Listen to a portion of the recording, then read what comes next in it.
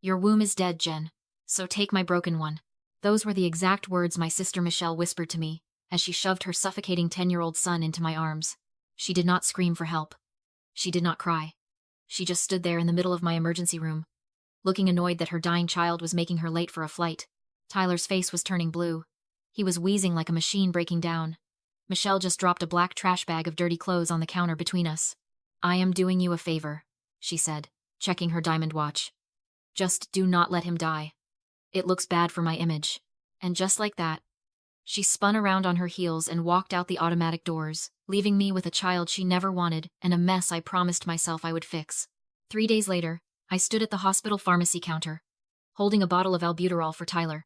The pharmacist, a kind woman named Brenda who usually asked about my shifts, looked down at her screen with a frown.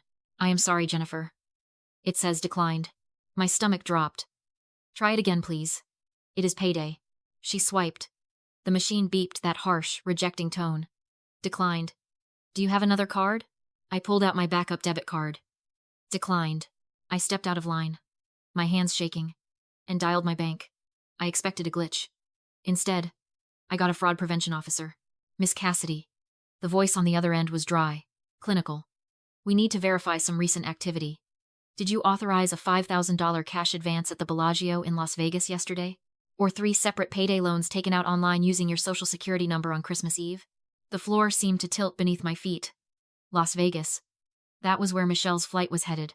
No, I whispered. I did not. We will freeze the accounts, the officer said. But Miss Cassidy, these loans were secured against your credit identity. Until the investigation is over, your accounts are locked, and your credit score has, well, it has plummeted. Michelle had not just left me with a child. She had stolen my identity on her way out the door. She knew I would need money to care for her son. So she burned my financial life to the ground to fund a weekend of blackjack and champagne. The fallout was immediate and brutal. Without access to my savings and with a credit score that now looked like a crime scene, my apartment application was rejected. The landlord looked at my credit report and treated me like a squatter before I had even moved in. I had to make a choice. Fight Michelle legally and risk Tyler being thrown into the foster care system while I was investigated for fraud. Or eat the loss and survive. I looked at Tyler, sleeping on a plastic chair in the waiting room, clutching a nebulizer mask like a teddy bear. He had no one. If I went to the police, I would lose him. So, I swallowed the rage. I sold my Toyota Camry for $4,000 cash to pay for his first round of specialists. We moved into a basement studio apartment that smelled of mildew and had one window that looked out at a brick wall. For the next 6 months, my life was a split screen of cruelty. On one side, I was counting quarters to buy generic peanut butter and hand-washing my scrubs in the bathtub to save laundromat money. On the other side, I watched Michelle's life through the glowing screen of my phone. She posted photos from a yacht in Cabo, holding a mimosa, captioning it, "Healing my inner child.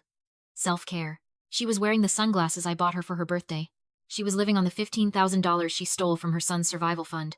I wanted to scream. I wanted to comment on those photos and tell the world what she was. But I did not. I turned off the phone, heated up a cup of instant noodles for Tyler, and promised him that one day, we would not just survive. We would win. 4 years later, the silence in our basement apartment was broken only by the sound of Tyler fighting for air. He was 14 now, a brilliant kid who spent his weekends coding on a refurbished laptop I bought from a pawn shop. But his lungs were failing. The specialist, Dr. Aris, sat me down in his office, his face grave. "There is a procedure, Jennifer. An endobronchial valve placement. It could double his lung capacity. It could give him a normal life." I felt a surge of hope, followed immediately by the crash. "Do it. Please. It is classified as experimental," he said gently. "State insurance will not cover the liability. To proceed, I need a signed waiver from the legal guardian holding primary parental rights. The court records show that is still Michelle." My blood ran cold. I had physical custody, but in the chaos of survival, I never had the money to fight for the final termination of her rights. Michelle still owned him on paper. I tracked her down through her Instagram. She was at the Burj Al Arab in Dubai, tagging herself in a photo with a gold leaf cappuccino. I called her at 3 a.m, my time. "Who is this?" Her voice was groggy, but still carried that arrogant edge. "It is Jennifer. Tyler needs surgery. Tonight. I need you to sign a document and email it to the hospital. It is just a liability waiver." There was a rustle of silk sheets on the other end. "A waiver? You mean if he dies they can sue me?" "No one is suing you, Michelle. It saves his life. I do not know, Jen. Sounds risky. My lawyer says I should not sign anything that ties me to a high-risk situation. It is bad for my portfolio. I gripped the phone so hard the plastic creaked. He is your son. He is suffocating. He is your project, she corrected. Then, the tone shifted. It was not fearful, it was calculating. Look, I am having a cash flow issue. My cards are frozen until Monday. If you wire me $5,000 right now, call it a legal stress fee. I will sign your little paper. $5,000. That was every cent I had saved for Tyler's college fund. You are selling his life for $5,000? I whispered. I am mitigating my risk, she said calmly. Do we have a deal, or should I go back to sleep? I did not scream. I did not beg. A cold, metallic clarity settled over me. I put the phone on speaker, opened my recording app, and pressed the red button. Say that again, I said, my voice steady. Just so I am clear on the terms, transfer $5,000 to my account, and I will sign the waiver. If not, figure it out yourself. Done, I said. I transferred the money. She sent the signature 10 minutes later. Tyler got the surgery. That night, as I watched my nephew sleep, with his chest rising and falling rhythmically for the first time in years, I replayed that recording. I finally understood my sister. To Michelle, Tyler was not a child. He was a distressed asset. In the business world, when an asset becomes a liability, you liquidate it. You strip it for parts. She did not hate him. She just calculated that his value was lower than the cost of her reputation. She thought she had just made a quick $5,000. She did not realize she had just handed me the weapon that would one day end her. 13 years is a lifetime. In that span, Tyler went from a wheezing kid in a basement to the CEO of Aura Health. When his company went public last spring, his face was not just on my fridge. It was on the cover of Forbes. The headline read, "The boy who hacked asthma. Success has a specific smell, and predators like Michelle can track it from across an ocean." 3 days after the IPO was announced, my phone buzzed. It was a number I had not seen in a decade. Jen, I saw the news. I am so proud of our boy. I am flying back to the States with Richard. We should do dinner. I miss my baby. She did not miss her baby. She missed the $2 billion valuation attached to his name. Tyler sat across from me at his glass dining table, reading the text. He did not look angry. He looked like a chess player who had just seen his opponent make a fatal blunder. Do not block her, he said, his voice terrifyingly calm. I want to know who she married. Tyler did not use Google. He used Vance. Vance was a private investigator who charged $300 an hour and specialized in corporate espionage. He did not hack mainframes. He hacked people. 2 days later, Vance met us in the back of a dim steakhouse downtown. He looked tired. He slid a thick manila envelope across the table. Richard Sterling, Vance said, cutting his steak. Old money real estate. Obsessed with lineage, reputation, and purity. He runs his family trust like a military operation. How did you get inside? Tyler asked. I did not. Vance chewed slowly. But his former personal assistant, Elena, did. Richard fired her last month for insubordination. She was angry, broke, and sitting on a goldmine of digital scans she kept as insurance. Vance tapped the envelope. She sold me this for $10,000. Best money you ever spent. I opened the envelope. Inside was a high-resolution photo of a legal document. It was a prenuptial agreement between Richard Sterling and Michelle Cassidy. My eyes scanned the pages until I hit Article 4. I stopped breathing. Clause 4B. Disclosure of dependence. The second party, Michelle, affirms under penalty of perjury that she has 0 living biological dependents and 0 outstanding debts. Any falsification of this clause renders the marriage contract void and forfeits all claims to alimony or marital assets. She had erased Tyler to marry a rich man. Vance wiped his mouth with a napkin and stood up. He did not offer a handshake. Listen to me, he said, his voice dropping low. Richard Sterling destroys people who embarrass him. He has sued reporters into bankruptcy for less than this. Once you use that document, I was never here. Delete my number. He walked out, leaving us with the smoking gun. Tyler looked at the document, then at me. She thinks I am her winning lottery ticket. She thinks she can just walk back in and claim credit. So, what do we do? I asked. Send this to Richard's lawyer? No, Tyler smiled, and it was the coldest thing I had ever seen. If we send it now, they settle quietly.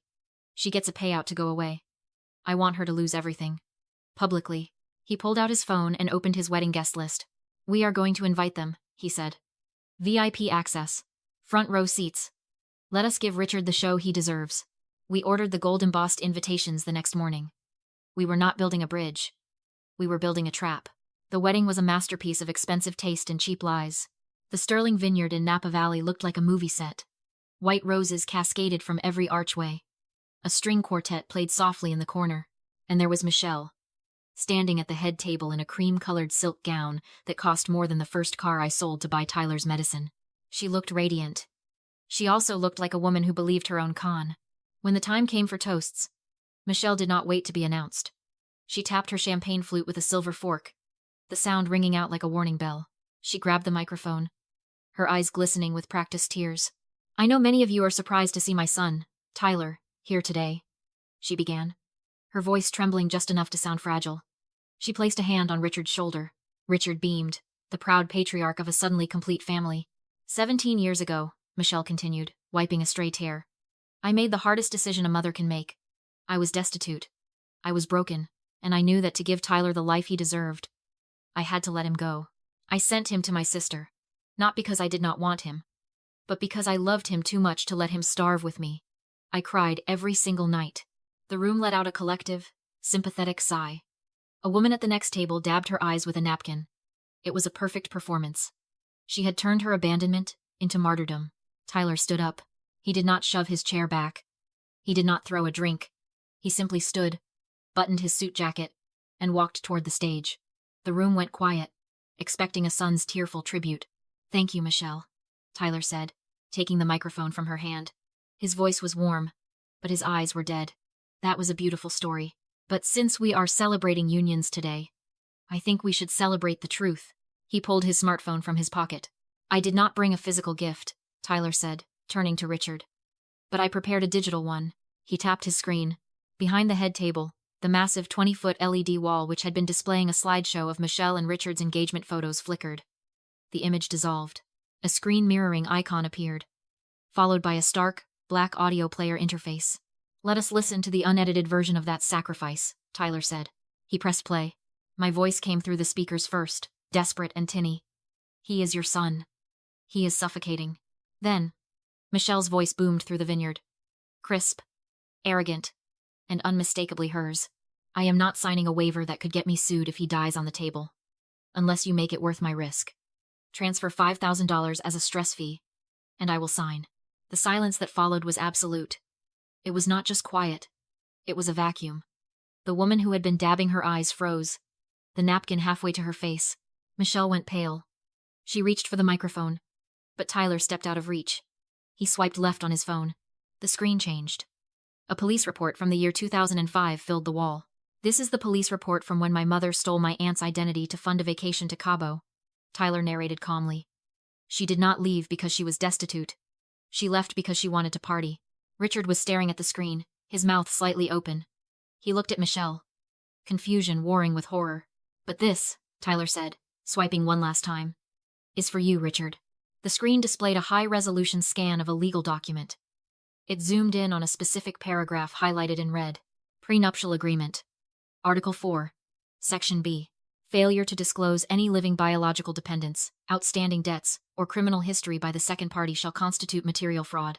Such fraud renders this contract void and forfeits all rights to alimony, marital assets, or spousal support. "You see," Tyler said, turning to the frozen crowd, "she did not come back for me. She came back because I am rich now. But in doing so, she proved she has a living dependent she lied about on a legal contract." Michelle grabbed Richard's arm. "Rick, baby, it is a deep fake. It is AI. You know how technology is." Richard pulled his arm away as if she were burning him. He looked at the screen, then at Tyler. Tyler looked down at his mother. This was the moment. The moment for the lesson she never learned. "You said you gave me life," Tyler said, his voice dropping an octave, heavy with the weight of 17 years. "You are confused. You did not give me life. You gave me DNA. Biology is an accident." He pointed at me, sitting alone at table 5. "That woman over there. She worked 3 jobs to buy my inhalers. She sold her car to pay for my surgery. She gave me life. In business and in family, there is a simple rule. Sweat equity. You have to put in the work to own the result. You sold your shares 17 years ago, Michelle. You do not get a dividend now." Tyler tapped his phone one last time. The screen went black. "Enjoy the cake," he said. He dropped the microphone on the table. It rolled into a centerpiece, knocking over a vase of white roses. Water spilled across the tablecloth, soaking into the silk of Michelle's dress. But she did not even notice. She was too busy watching her husband signal for his security team. In the world of the ultra-wealthy, anger is not loud. It is silent, and it is expensive. Richard did not scream at Michelle. He did not throw a wine glass. He simply adjusted his cufflinks, looked at his head of security, and made a cutting motion across his throat. Two men in black suits materialized at Michelle's elbows. "Richard?" she gasped, her voice cracking, the sophisticated facade finally crumbling into desperation. "Richard, wait! It is a trick! That is AI! I love you!" Richard did not look at her. He picked up his phone, dialed a number, and walked toward the exit. I heard him say one sentence as he passed our table. "Get the lawyers. Void the contract. Tonight." Michelle tried to follow him, but the security guards held her back. She began to scream then, a raw, ugly sound that had nothing to do with maternal grief and everything to do with losing a credit card limit. "Tyler!" she shrieked, looking back at the stage. "I am your mother! You owe me! You owe me!" Tyler did not flinch. He just watched. They dragged her out of the pavilion, her cream silk dress snagging on a rosebush, tearing at the hem. We watched through the floor-to-ceiling glass windows as they escorted her to the main gate. Richard's limousine pulled up. He got in. The door slammed shut. The car drove away, kicking up dust. Michelle was left standing alone on the dirt road, miles from the highway, in heels she could no longer afford, screaming at taillights that were already fading into the dusk. Inside, the silence stretched for one more second. Then, Tyler tapped his phone. The screen went dark. He signaled the band. "Play the next song," he said. The music started a slow, warm jazz number. The tension in the room broke. Guests exhaled, murmuring. But the shock was quickly replaced by the distinct feeling that they had just witnessed justice. Tyler walked off the stage and came straight to me. He held out his hand. "Dance with me, Mom?" I took his hand. We stepped onto the dance floor. Over his shoulder, I looked out at the empty gate where the ghost of my sister had vanished. The air in the room felt lighter, cleaner. The parasite was gone. And for the first time in 17 years, I was not looking over my shoulder. The story could have ended there, with champagne and a dance. But real justice is not just a moment. It is a permanent record. The fallout was precise, legal, and devastating. Richard was not a man who forgave public humiliation. He filed for an annulment the next morning, citing material fraud under Article 4. Because the evidence of her lying about a dependent was irrefutable, the judge granted it in record time, 60 days. Michelle received $0 in alimony, $0 in marital assets. But Richard went further. He sued her for the cost of the wedding and the emotional distress of the deception. The court ordered Michelle to pay restitution of $280,000. She filed for bankruptcy 3 weeks later. The last I heard, she was working as a hostess at a chain restaurant in Nevada, living in a motel that charges by the week. 6 months after the wedding, I received a letter. It had no return address, but I recognized the handwriting immediately. It was jagged, frantic. I opened it over the trash can. "Jen, I am sick. I have no one. You are my sister. Tyler is my son. You cannot just throw me away like this. I did it for us. Call me. I forgive you." She forgave me. I stood there in my kitchen, the sunlight hitting the granite countertops of the house Tyler bought for me. I thought about the nights I ate expired soup so she could party in Cabo. I thought about the $5,000. I did not feel anger. I did not feel the urge to call her and scream. I just felt nothing. A profound, peaceful indifference. I dropped the letter into the trash, unopened, and poured myself a cup of coffee. I did not block her number because I did not need to. She was already blocked from my reality. That Sunday, Tyler and his wife, Sarah, came over for dinner. We laughed. We ate lasagna. We argued about which movie to watch. This warmth, this safety. This is my family. And that brings me to the 3 rules I want you to take away from my story. Rule number 1. Blood is a biological accident. Family is a deliberate choice. We are taught that we owe our biological family our loyalty, no matter how much they hurt us. That is a lie. You do not owe an arsonist a place in your house just because they share your DNA. Michelle gave birth to Tyler, but she was never his mother. She was just his biological predecessor. If someone drains you, hurts you, and betrays you, you are allowed to fire them from the position of family. Rule number 2. Keep your receipts. I know it sounds cynical. You want to trust people. But when you are dealing with a narcissist or a manipulator, your memory is your only defense. They will gaslight you. They will rewrite history. They will say, I never said that. Or, you are crazy. The recording of that $5,000 phone call did not just save my sanity. It saved my son's future. Document the truth. Not for revenge, but for insurance. Rule number 3. The best revenge is erasure. I used to fantasize about screaming at Michelle.